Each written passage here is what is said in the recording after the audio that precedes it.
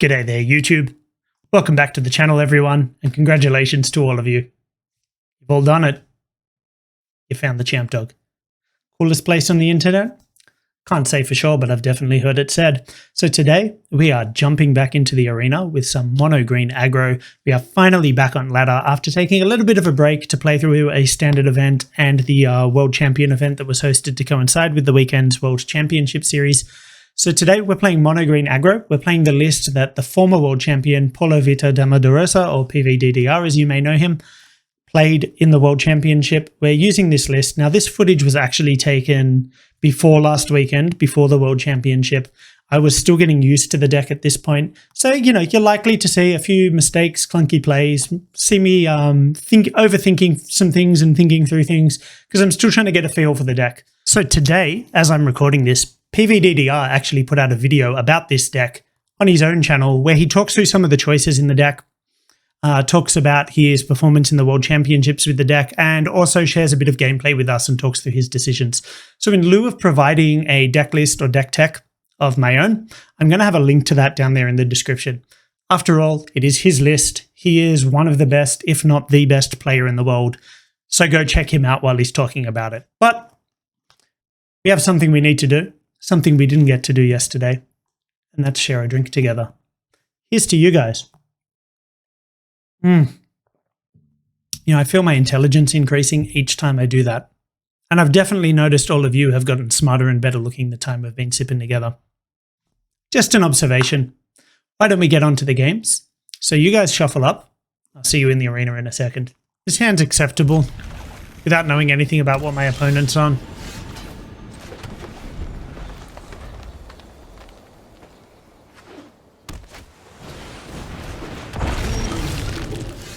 Hey, on that egg life.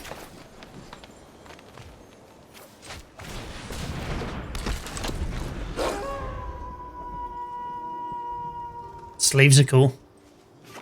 What's going on there? That is so rude. That is so unbelievably rude.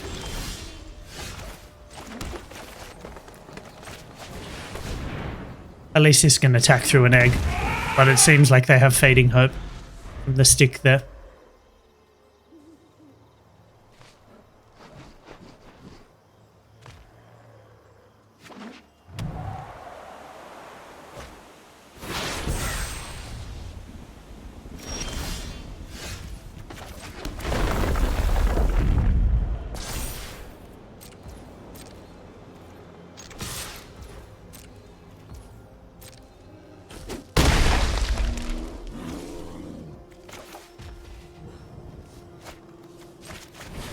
Play the Mammoth, it lets me hold up the Snakeskin Veil, which is nice.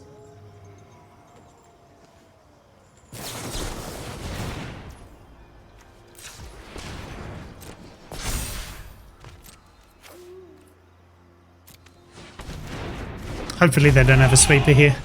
Pretty brutal if they do.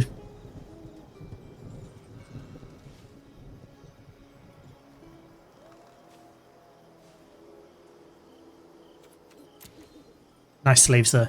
Come on, Alex. What you got for me, mate? 5 mana. Goldspan Dragon. Burn down the house. Battle of Frost and Fire. I know you're sitting on something over there. Blue mages, man. Always taking their time. No, it's fine. It's more bothersome when they're non-blue mages. Boom. Ash to Mouth Dragon in the house.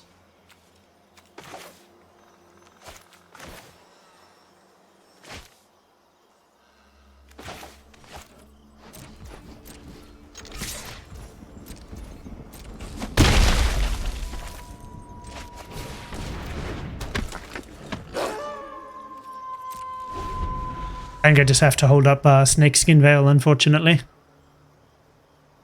Hope that this isn't an epiphany. Of course it is.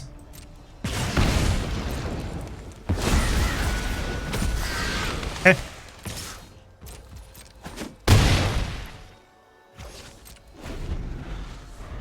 Savage. Savagery. Yeah, I mean, I still very much think that the Dragons lists are favored in the mono-green matchup. It's definitely been my experience.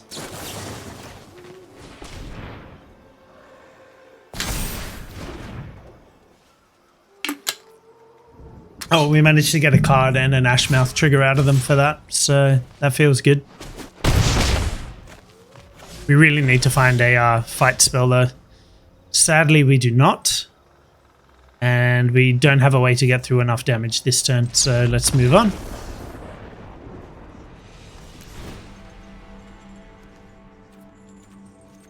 Obviously want the Veils.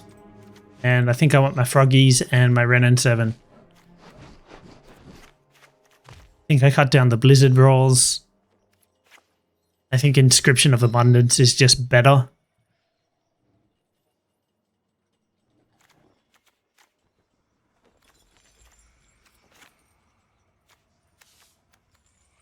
Ooh, what else do we cut?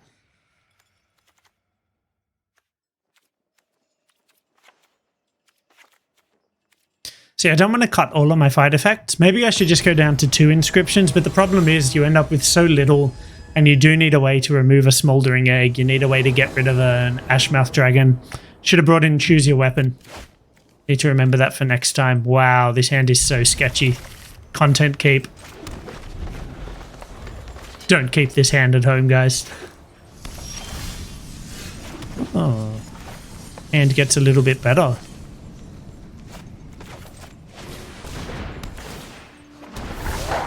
This is softer to a Fading Hope, but it lets us play around a counterspell better next turn. Okay. I mean, no blue mana. I guess I'm free to just tap out then. They can remove something here, but I still get an attack. Assuming they target the Mammoth, and they do. So I feel like they do have a dragon in hand, because there was... it just took them a few moments to fire that off, you know? Level up here.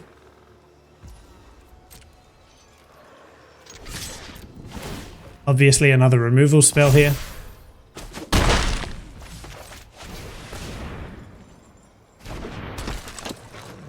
Hopefully next turn we can get down a Renin 7. Hopefully.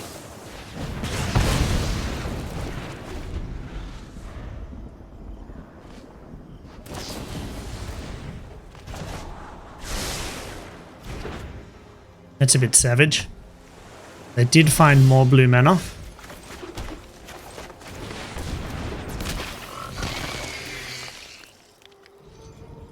I probably should have gone for Renin 7 there while they only had 1 blue open. But the idea of just pushing through damage there was just too tantalizing. Too tantalizing. Yeah, I mean, I'm never resolving anything now, am I?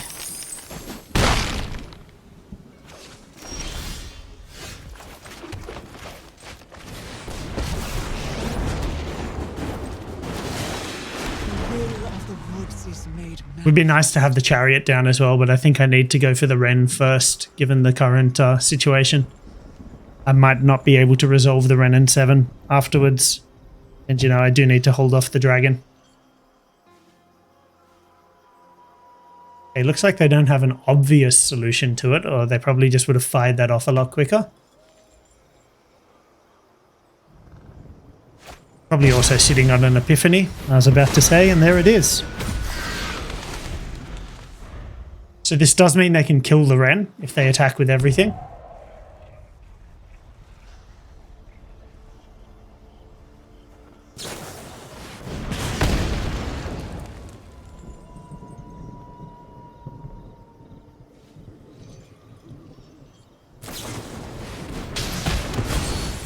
Okay, they 2-for-1 themselves to get rid of that. Ignore the Ren? Yeah, I thought so.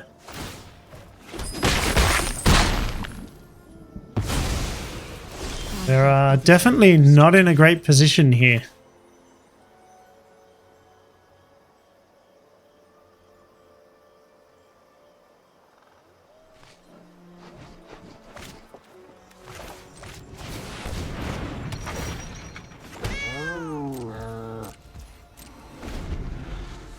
Definitely not in a great position.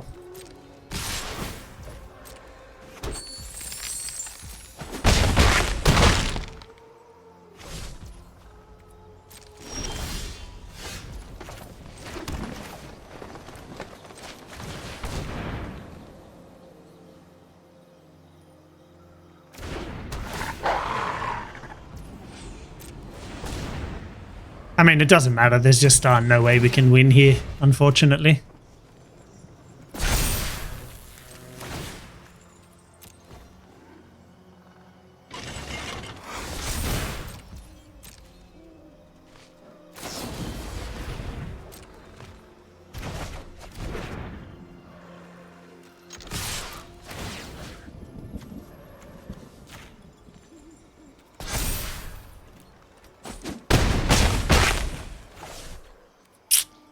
Oh well, what do you do? Not a good day to be playing MonoGreen by the looks of it. We will of course take the play here. Dehumanized one. His hand is awkward. A lot riding on these sculptors. I don't think it's good enough.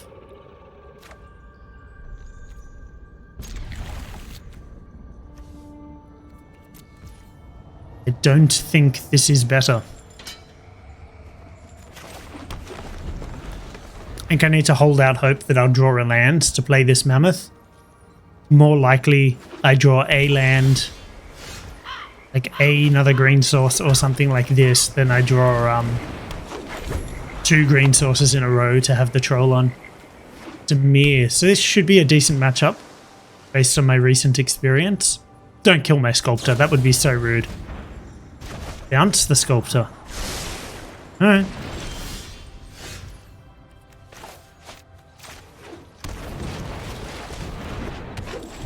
A little bit of a punish there, end up having to play it tapped anyway. Not much else we could have done this turn. Makes sense. Does seem like we're having mana issues, might as well capitalize. Nice to get a Ranger class down though. Gives us some play around counterspells and removal. The stowaway.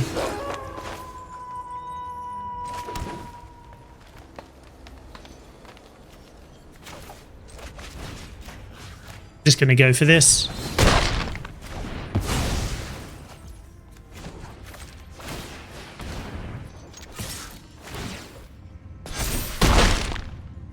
This is some sort of weird Demir tempo deck, which is cool. I've been wanting to try something like this, but ultimately just felt like it probably wouldn't be good. Always name assembly worker. It would have been so nice to hit a land there so that we could slap down Ren and 7. So nice.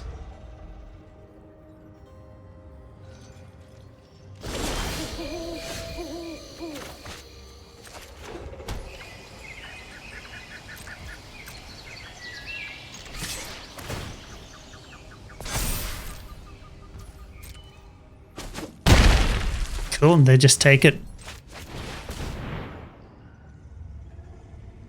They've got to be holding up a counterspell. Yep. Looks like it was a choice between counterspell and removal from how they played that turn. Just based on how I would play that turn. Or why I would play it like that.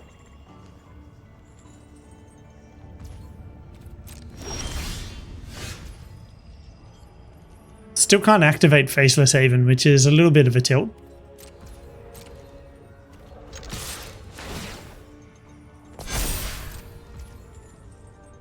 Do we think they've got another counterspell? I mean, this isn't lethal anyway, is it?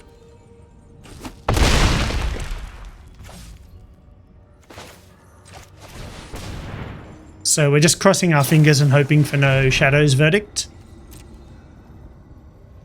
But if they do tap out for Shadow's Verdict, we follow up with a Ren and 7, which hopefully will be the final nail in the coffin.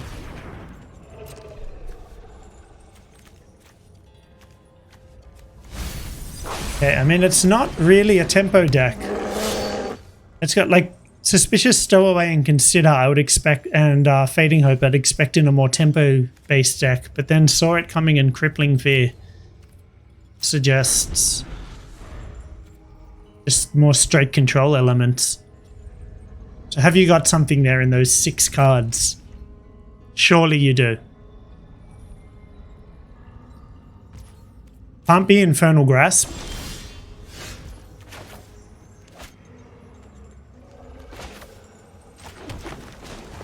I think at this point we actually just activate the Haven. Yep. Just give him a third thing to answer. So Snakeskin Veils in, Blizzard Brawls out, Froghemoth in.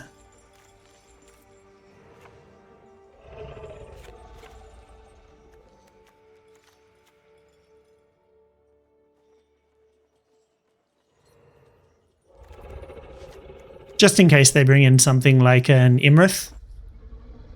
I don't mind having that as a one-off. That's why I was a little slower to cut the Inscriptions of Abundance as well. I don't want to be completely soft to a threat. This hand seems reasonable. Just jam 2 drops until they fold.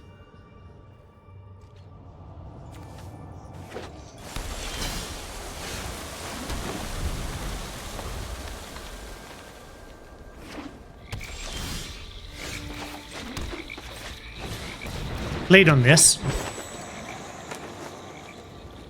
It's very good for us if it sticks around, so they're incentivized to remove it, but it's also not the end of the world if it does get removed, you know?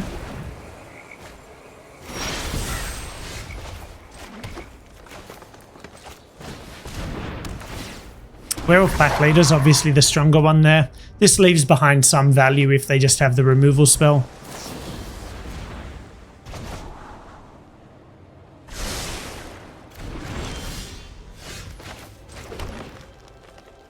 I mean, they've obviously got counter spells here, right?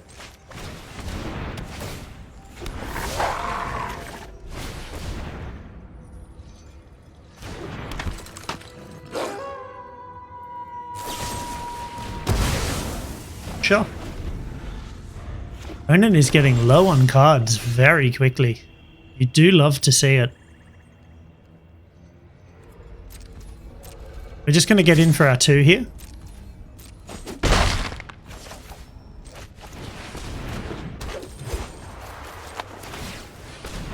I was hoping to draw out some kind of response so I'd feel safer about playing the Chariot, but we did not.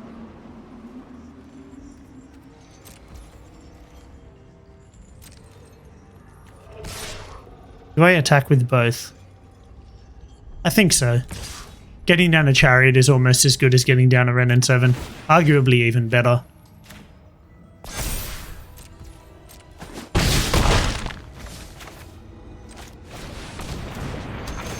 Okay, they don't have a counterspell. We were just home clear that whole time. So this is an Epiphany. Yep. Won't help you too much at the moment. The value of your extra turn at the moment is not a whole lot. It's just another draw step. Shadow's Verdict, sure.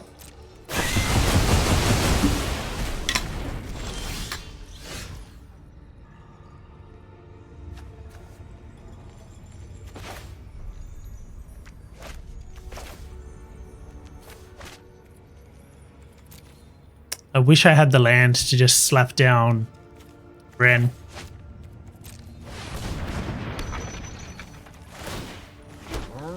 Keep the active one, of course.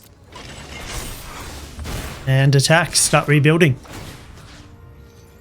I really have to target when they're identical. That's a bit cumbersome. Yeah, this has felt like a really strong matchup for me. See you, mate. So there we go, guys. That was the first couple of games with the deck.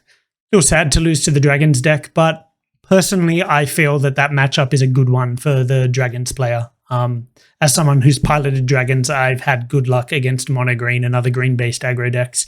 The win against Amir was really nice. That seems to be a pretty good matchup from the MonoGreen side. But yeah, a couple of games there. As I said, I'm still getting a feel for the deck. You know, I feel now I'm a lot more comfortable with it. Watching PVDDR's video, which again, link in the description down there, helped me feel a lot more comfortable with it as well. So again, I'd urge you to go watch that. But otherwise, that's all for today, guys. So you stay brilliant, and I'll catch you real soon.